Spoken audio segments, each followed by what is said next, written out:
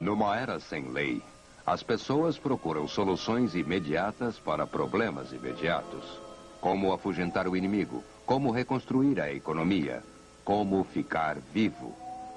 Até que, a partir da anarquia, uma nova ordem social seria montada, que reestruturaria a Europa. A Idade Média, neste episódio de A Tradição Ocidental.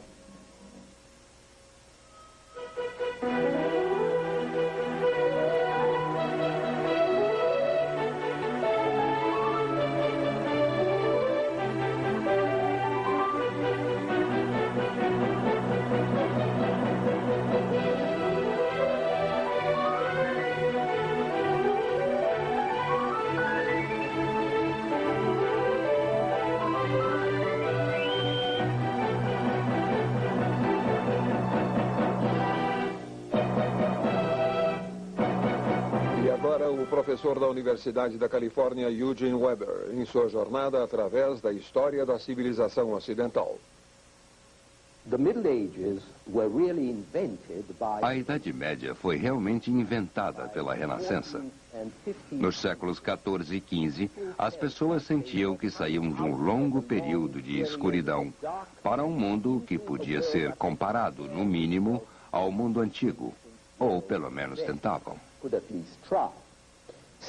Como os séculos sombrios que deixaram para trás não mereciam ser dignificados com um nome especial, foram chamados de Era Intermediária.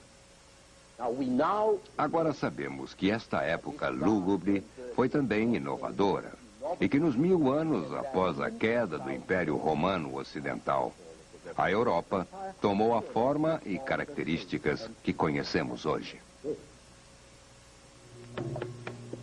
A Idade Média começou no quarto e quinto séculos com o encontro de dois povos e duas sociedades, germânicos e romanos. Nesta época, quando os germânicos invadiram o Império Romano e dominaram a Gália, Espanha, Inglaterra e Itália, Roma era apenas um pobre cenário, e as duas sociedades não eram tão diferentes assim. Lembrem-se de que desde o terceiro e quarto séculos, um colapso demográfico e econômico estava desgastando a rede de estradas e cidades que as legiões estabeleceram para proteger a Pax Romana, diminuindo o conforto e a cultura da minoria urbana. E quando a civilização urbana do Império ruiu, a estrutura rural pré-romana e pré-colonial reapareceu. Clãs e bandos agruparam-se em torno dos grandes proprietários de terra, de líderes das vilas ou chefes tribais que ofereciam a base das relações sociais. Senhores locais vivendo em grandes vilas ou em suas propriedades rurais tornaram-se o verdadeiro poder no campo. Este voltou a ser o que era antes da conquista romana, a base real da economia, e com o tempo acabou se tornando toda a economia. Esta mudança foi radical para as cidades que geralmente associamos com a civilização. Mas era menos perceptível no campo, que sempre viveu a seu ritmo, não importando quem nele vivesse. As tribos bárbaras levaram sua própria bagagem cultural, é claro. Comiam mingau de aveia e bebiam cerveja. Eram mais belicosos, menos disciplinados, mas inclinados à liberdade individual e mais abstratos em sua arte do que os povos do Império Ocidental. Estes povos comiam pão, bebiam vinho, usavam dinheiro e construíam com pedra. Mas isso não impediu que líderes bárbaros se apossassem de algumas de suas vilas e cidades também, adotando as finezas de uma civilização moribunda.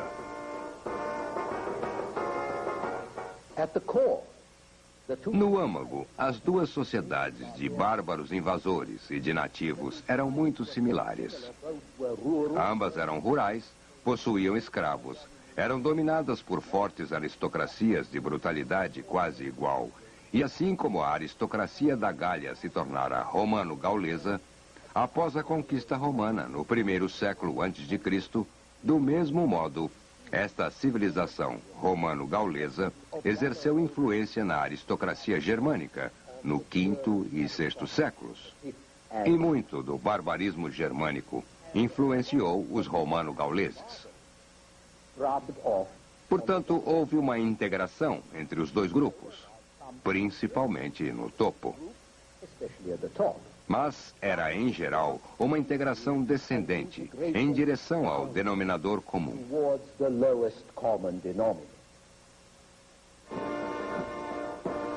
A economia era primitiva, o que se pode chamar de economia agromilitar.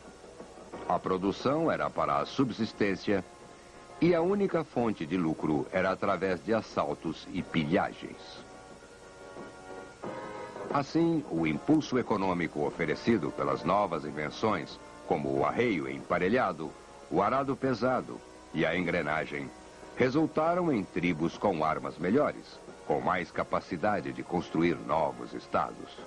Os saxões na Inglaterra, lombardos na Itália, francos na Gália.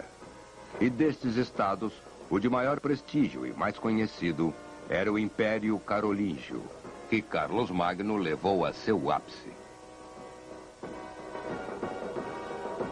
Mas o que era, na verdade, o Império Carolíngio?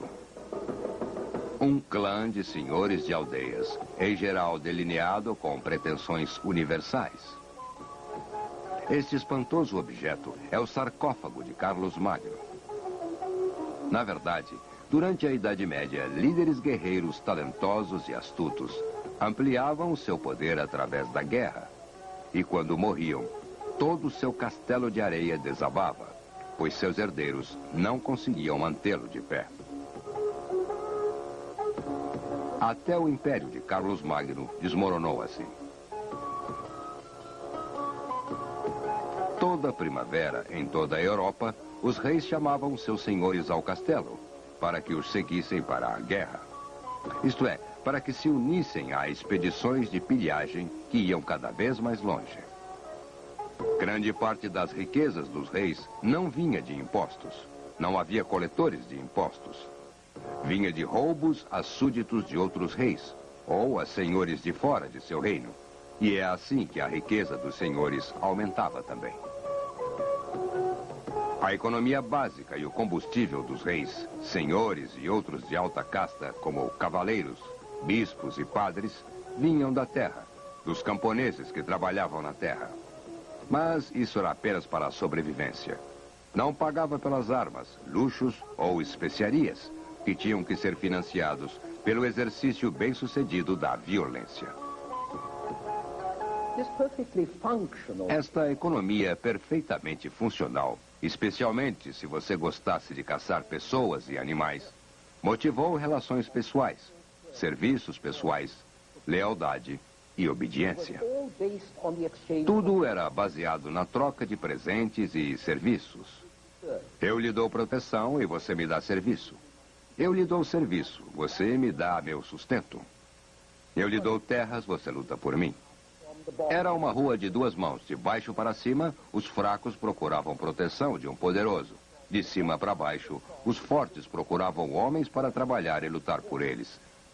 E tornou-se cada vez mais óbvio que em todas as situações nas quais um homem era subordinado a outro, o mais alto, o mais honrado, deveria servir com uma espada, uma lança e um cavalo.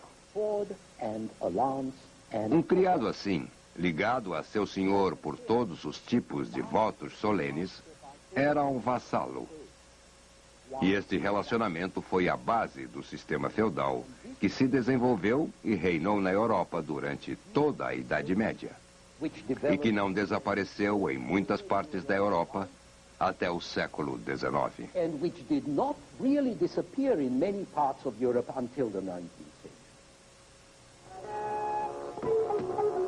Numa época de caos, qualquer homem podia ser um guerreiro, mas nem todos estavam aptos para tal.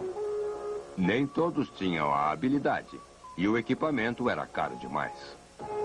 Um capacete custava tanto quanto 3 bois. e um cavalo valia de 18 a 20 vacas. Era demorado aprender a lidar de modo eficiente com um cavalo em combate e lutar com as pesadas armaduras. Um provérbio carolíngio diz: é possível fazer de um jovem adolescente um cavaleiro, mas mais tarde, nunca. Por volta do final do 8º século, o cavaleiro com armadura pesada passou a ser reconhecido como o rei do campo de batalha. O estribo permitia ao cavaleiro o ataque direto à infantaria de modo mais agressivo, ou levantar-se da sela e golpear com a espada. A armadura pesada o protegia das armas da infantaria. O cavalo permitia que o cavaleiro usasse a armadura e lutasse sem ficar excessivamente cansado.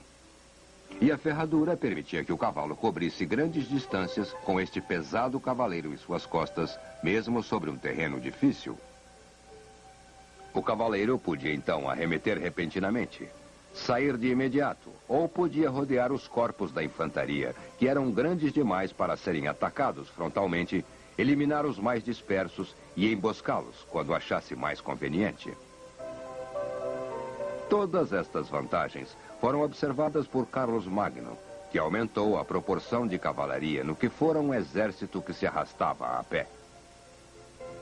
O valor da cavalaria seria enfatizado durante o período de caos, quando o Império Carolíngio desmoronou no século IX, com os ataques dos novos bárbaros.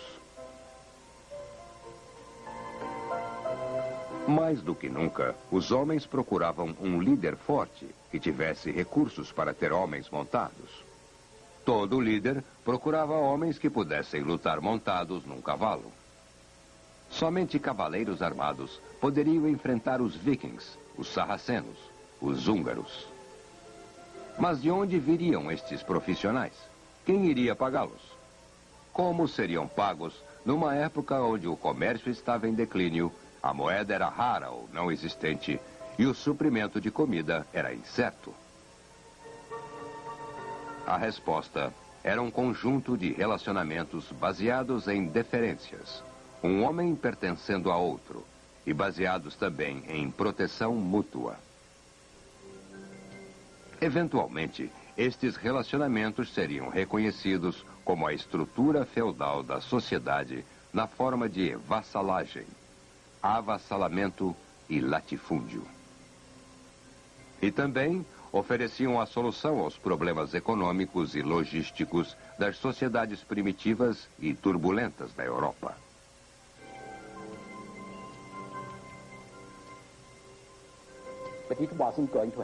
Mas isto não aconteceria repentinamente. O que chamamos simplesmente de sistema feudal é uma generalização que cobre uma variedade de arranjos, votos, rituais e formalidades durante um longo período, que começou no 6º ou 7º século e culminou 600 ou 700 anos depois. Isto pode ir de um grupo de criados na casa, alimentados e vestidos, alguns inclusive com um cavalo, o tipo de coisa encontrada antes mesmo de Carlos Magno, até grupos dependentes, mais visíveis nos séculos 9 e 10, ligados ao senhor por um feudo ou benefício, um presente em dinheiro, um empréstimo, um pedaço de terra, a renda de um pedaço de terra. E englobava desde cavaleiros clássicos, que recebiam uma terra e a mantinham provisoriamente, dependendo da vontade do senhor, em retorno por seus serviços e os de seus criados, ou a mantinham pelo resto da vida, o que no final do século XI se tornou propriedade familiar hereditária. Todas estas formas dependem do que podia ser retirado dos produtores, que são essencialmente camponeses. E como eles não têm muito dinheiro, estamos falando de cobranças em dinheiro, provisões, trabalho, diferentes serviços. No século X, o barulho em torno da proteção feudal praticamente extinguiu o que restava da classe camponesa isenta de impostos. O senhor bem-sucedido estabelecia seu direito a impostos e dízimos, seu monopólio da caça, seus direitos sobre florestas e terras públicas. Ele forçava os camponeses a moer seus cereais em seu engenho, a assar seus pães em seu forno, a pescar seus peixes para o jejum em seu lago. E, acima de tudo, ele impunha sua justiça, o direito de julgar, multar e punir, o que significava não apenas poder, mas renda. Assim, o que chamamos de sistema feudal não é apenas um sistema, mas muitos sistemas. Uma desordem organizada, concebida para subsidiar guerreiros profissionais, explorando os não profissionais.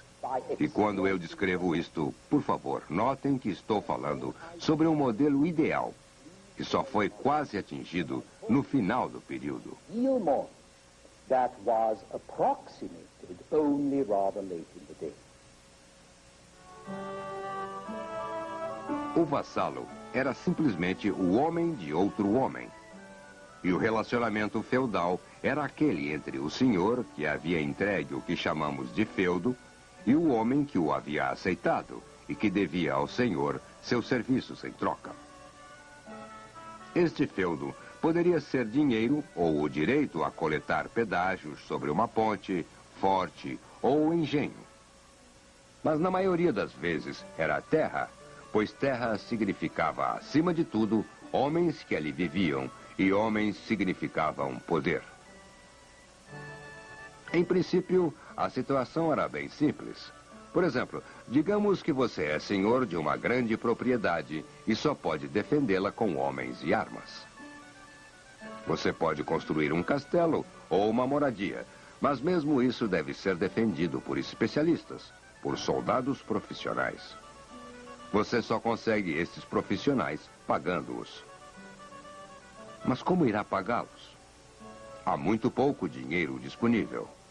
Mesmo os príncipes, os barões, tinham que passar o chapéu ou penhorar as joias da família quando precisavam de algum dinheiro.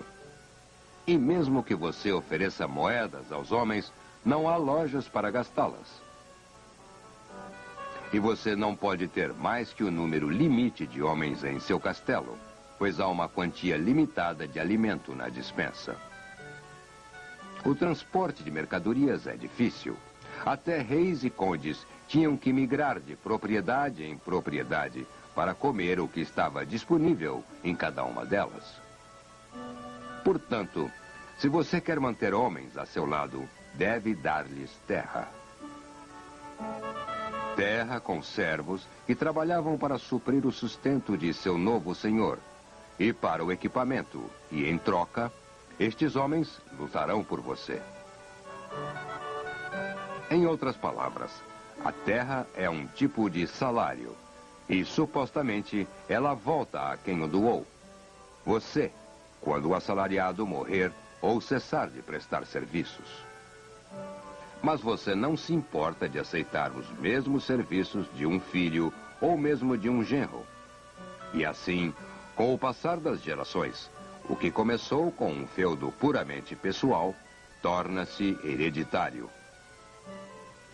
E o incumbente começa a tratar a terra como um direito, embora ela tenha sido dada como um pagamento. Originalmente, um novo vassalo tinha que dar a seu senhor um presente quando recebia seu feudo, um tipo de dinheiro-chave.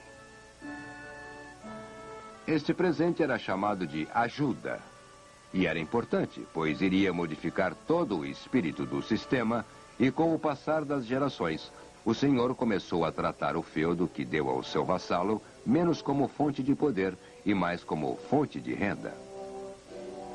E o vassalo passou a olhar o feudo cada vez mais como sua propriedade, pois a ajuda havia sido uma espécie de entrada. Ele achava que poderia usar a propriedade como lhe conviesse, não apenas deixando-a para seus herdeiros, mas mesmo vendendo-a ou dando-a, digamos, como parte de um dote ou algum outro negócio. Eventually, everything became... Eventualmente, tudo tornou-se complicado, pois, a princípio, você supostamente era homem de um só senhor. Na prática, você poderia ser o homem de vários senhores diferentes, pois pode ter acumulado pedaços de terra por herança, dotes ou trocas, aumentando seus bens. E você estaria num dilema se os seus senhores lutassem entre si, o que não era pouco comum. Assim, por volta do século XI, a deferência na qual um homem coloca suas mãos entre as do seu senhor e o beija nos lábios tornou-se cada vez mais simbólica. O que importava realmente no século XII eram as taxas pagas, o que mostrava que o dinheiro estava voltando. E 100 anos depois, temos contratos que descreviam as obrigações das partes contratantes. E este foi o início do fim. Lembrem-se de que o sistema feudal foi elaborado para enfrentar os problemas de uma economia, onde o dinheiro era escasso e as estruturas sociais eram frágeis ou não existentes. Ele resolveu o problema enfatizando relacionamentos pessoais de homem a homem e pagamentos em espécie pela troca de serviços. Mas com o restabelecimento da economia monetária e o reaparecimento da ordem social, a organização feudal de uma era caótica gradualmente desapareceu. E apesar das tentativas de adaptá-la às novas condições, ela tornou-se cada vez mais anacrônica. They became increasingly anachronistic. Entretanto, algo permaneceu do relacionamento feudal, que foi a importância de relações e afeições pessoais. E este laço íntimo era tão poderoso que quando os poetas do sul da França inventaram a ideia do amor cortês no século XII, conceberam a fé do amante perfeito no modelo da devoção de um vassalo a seu senhor. O amante perfeito era o vassalo perfeito. Ele jurava, de joelhos, lealdade à sua dama. E o mesmo gesto, com as mãos juntas, que era o gesto da deferência, tornou-se o gesto de oração, que não existia antes. Em outras palavras, você presta homenagem a Deus, ao Senhor acima. Vivendo também no sistema feudal e escrevendo tudo isto, estavam os servidores e monges que eram parte da estrutura de poder do sistema e crucial à sua cultura. Eles interpretavam o que acontecia, registravam eventos de acordo com esta interpretação e diziam ao governante o que ele estava fazendo e o que ele deveria fazer. Este empreendimento teve suas origens no Velho Testamento judeu. Esta, por exemplo, é a coroação de Davi e teve suas raízes nos clássicos romanos. Enfatizava que o governante era um nomeado de Deus para realizar as vontades de Deus na terra.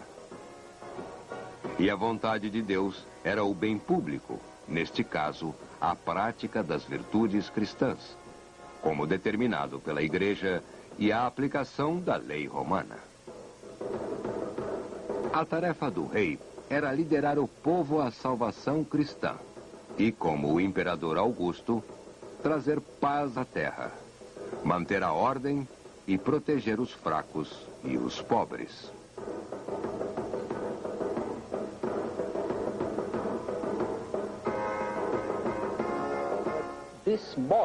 Mas este modelo inventado pelo clero ia contra a realidade do poder real.